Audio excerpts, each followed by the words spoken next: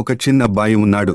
అతని కుటుంబం చాలా ధనికం. కానీ ఒకరోజు అతని తండ్రి అతనిని ఊరికి తీసుకెళ్లాడు. కేవలం ఒక లక్ష్యం, పేదలు ఎలా జీవిస్తారో చూపించడానికి. ఒక పేద కుటుంబం దగ్గర కొన్ని రోజులు గడిపిన తర్వాత వారు తిరిగి ఇంటికి చేరుకున్నారు.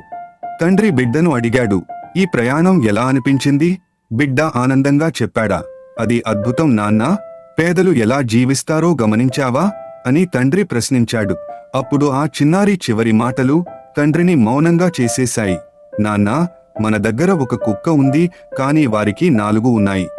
మనకు ఒక చిన్న స్విమ్మింగ్ పూల్ ఉంది, కానీ వారికి అంతులేని నది ఉంది. మనకు ఖరీదైన లాంతర్లు ఉన్నాయి, కానీ వారికి నక్షత్రాల వెలుగుంది. మనకి గోడలు అవసరం, కానీ వారికి స్నేహితులు రక్షకులుగా ఉన్నారు. చివరకు బాలుడు అన్నాడు, నాన్నా, నాకు అర్థమైంది.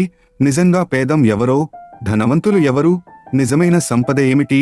ఆలోచించండి.